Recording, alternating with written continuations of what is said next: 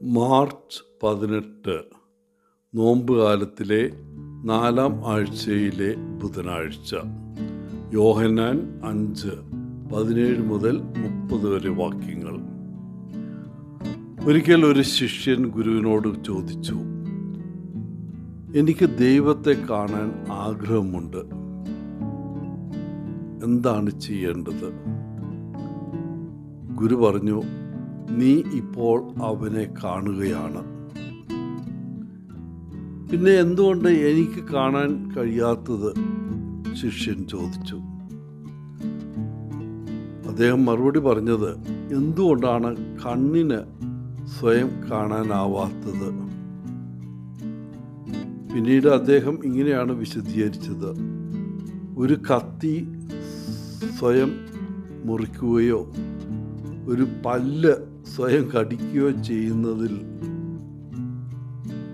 കൂടുതൽ ദൈവം സ്വയം വെളിപ്പെടുത്തുമെന്ന് നമുക്ക് പ്രതീക്ഷിക്കാനാവില്ല.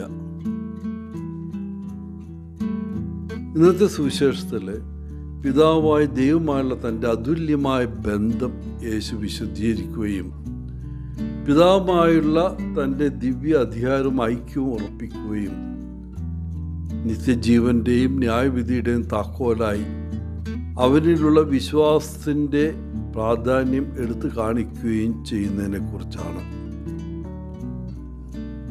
ഒരു മുടന്തനെ സാബത്ത് ദിവസം സുഖപ്പെടുത്തിയതിൽ ഫരിസേയർ യേശുവിനെ വിമർശിച്ചു. യേശു അവരുടെ വിമർശനത്തിന് മറുപടി നൽകിയത് പിതാവ് തന്നോട് നിർദ്ദേശിച്ചത് താൻ ചെയ്തു എന്ന് പറഞ്ഞുകൊണ്ടാണ്. ദൈവം കരുണയും സ്നേഹമുള്ള ദൈവമാണ്.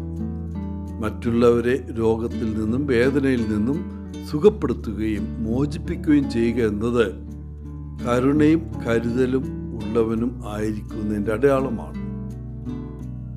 ദൈവം കരുണയും സ്നേഹമുള്ളവനാണ്. യേശു മറ്റൊരാളെ സുഖപ്പെടുത്തുമ്പോൾ അവൻ ദൈവത്തെ ബഹുമാനിക്കുകയാണ്.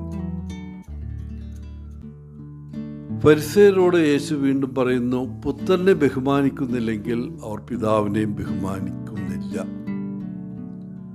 ഫരിസേയരിൽ പലർക്കും ദൈവവുമായി ഉണ്ടായ ബന്ധം യേശുവിൽ നിന്നും തികച്ചും വ്യത്യസ്തമായിരുന്നു. ഫരിസേയരെ സംബന്ധിച്ചിടത്തോളം ദൈവം നിയമത്തിന് തുല്യമായിരുന്നു. നിയമം അവരുടെ ജീവിതത്തെ ഭരിച്ചു.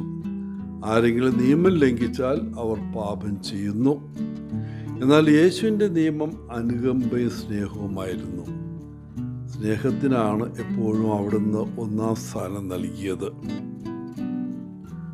പ്രിയപ്പെട്ടവരെ, നമ്മുടെ ജീവിതത്തിൽ വാഴുന്ന നിയമം എന്താണ്? നിയമത്തിൻ്റെ അക്ഷരത്തിൻ്റെയോ അതോ സ്നേഹത്തിൻ്റെയോ? നിയമത്തിൻ്റെ കാവൽക്കാരാകാൻ നമ്മൾ കൂടുതൽ പ്രവണത കാണിക്കുന്നുണ്ടോ? യാഥാർത്ഥ്യം എന്തെന്നാൽ രണ്ടിനും ഉചിതമായ സമയമുണ്ട്. സാഹചര്യത്തിന് അനുയോജ്യമായതും വ്യക്തിയോടുള്ള സ്നേഹം എന്താണെന്ന് ആന്തരികമായി മനസ്സിലാക്കുക എന്നതാണ് ഇവിടുത്തെ വെല്ലുവിളി. യേശു നിയമപാലകനായിരുന്നു, എന്നിരുന്നാലും അവിടുത്തെ ജീവിതത്തെ ഭരിച്ചത് സ്നേഹമാണ്. അങ്ങനെ യേശു ചെയ്തതുപോലെ ജീവിക്കാൻ നമ്മൾ ഇന്ന് തീരുമാനിക്കുമോ?